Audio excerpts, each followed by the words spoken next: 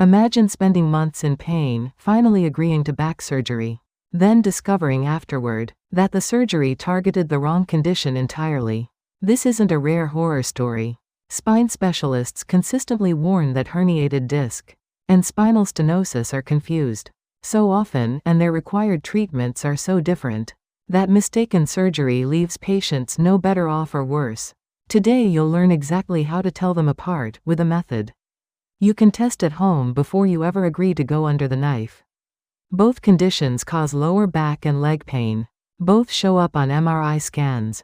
Both can make you feel like your spine is failing. But the mechanism, the pattern of pain, and the correct treatment are fundamentally different. Understanding the difference could protect you from unnecessary surgery. Here is the core distinction. A herniated disc occurs when the soft inner material of a spinal disc pushes through a crack in its outer casing and presses directly against a nerve. Think of a jelly donut squeezed until filling breaks through the side.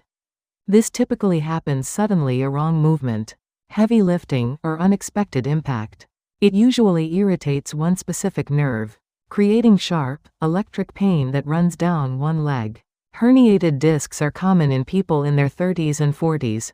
Spinal stenosis is a different problem entirely. The spinal canal, the tunnel running down through your vertebrae that carries your spinal cord and nerve roots, gradually narrows as the spine ages.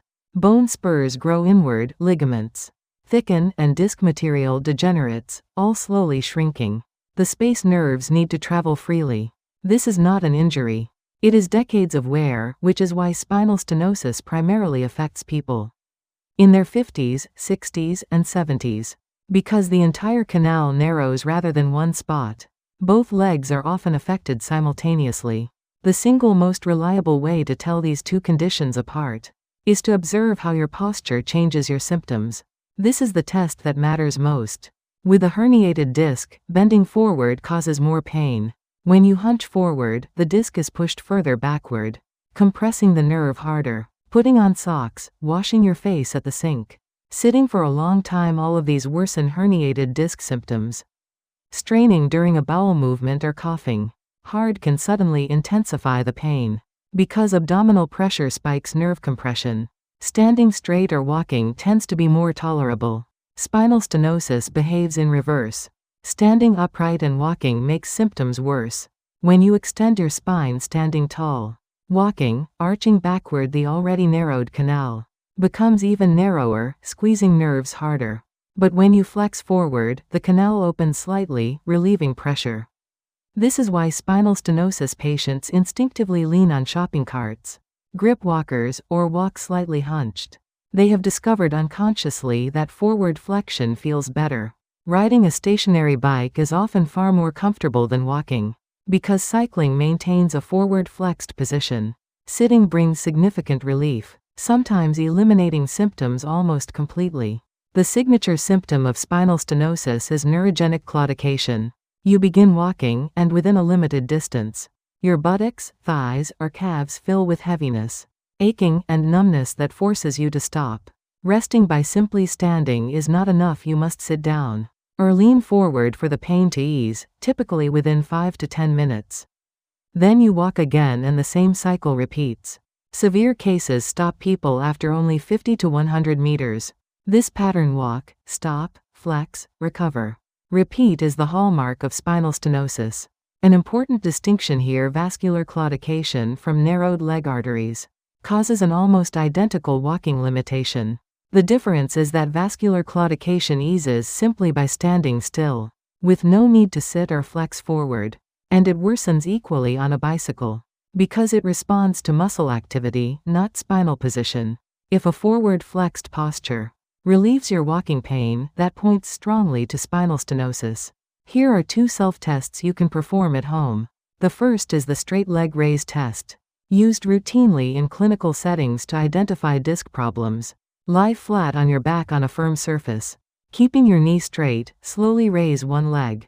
If a sharp, electric pain shoots from your back down through your buttock and leg, somewhere between 30 and 70 degrees of elevation, that is a positive result, a strong indicator of a herniated disc compressing a nerve root.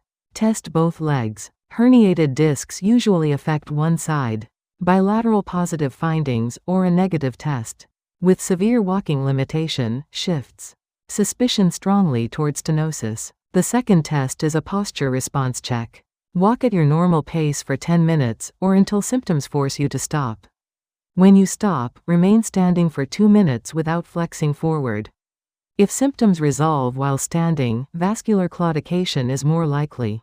If standing does not help but sitting or bending forward does, and symptoms ease within 5 minutes in that position, neurogenic claudication from spinal stenosis is the more likely cause. Record what you observe and report it precisely to your doctor. This information is among the most diagnostically useful data you can provide.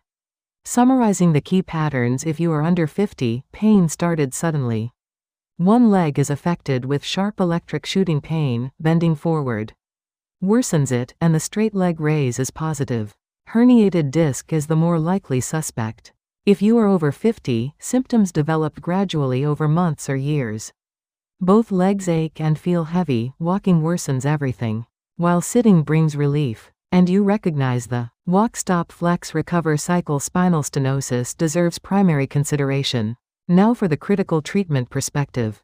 Up to 80 to 90% of herniated discs resolve without surgery. Through rest, anti-inflammatory medication, physical therapy, and time, because the body's immune system gradually reabsorbs displaced disc material. Surgery is reserved for bowel or bladder dysfunction, rapidly progressing leg weakness, or persistent severe pain. After 6 to 12 weeks of conservative treatment, spinal stenosis studies comparing surgery with conservative management over 10 years found 55% satisfaction in surgical patients versus 49% in non-surgical patients. Surgery offers faster early improvement, but long-term outcomes are comparable. Unless you have neurological emergencies, bladder or bowel dysfunction, or severe muscle weakness, there is no urgency to operate. Exercise remains the most important conservative treatment for stenosis. Flexion-based exercises, knee to chest stretches, cat-cow movements, stationary cycling, water walking, open the spinal canal and relieve nerve pressure. Extension exercises that arch the back backward, which benefit many herniated disc patients, worsen stenosis and should be avoided. If surgery is recommended to you, insist on understanding whether your diagnosis is confirmed by clinical symptoms and not MRI findings alone. Many adults over 60 show disc and stenosis changes on MRI with 0 symptoms.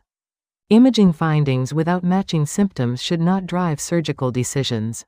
Seek at least a second specialist opinion before agreeing to any spine surgery. This is not distrust. It is basic medical prudence for an irreversible procedure. Most spinal conditions are manageable without surgery. When diagnosed correctly and treated with appropriate exercise and lifestyle modification, understanding which condition you have is the first step to getting the right treatment. Subscribe and like if this helped you. Share it with anyone facing a spine surgery recommendation. In the next video, I'll show you the 5 exercises that specifically relieve spinal stenosis pain, and the 3 movements that make it significantly worse.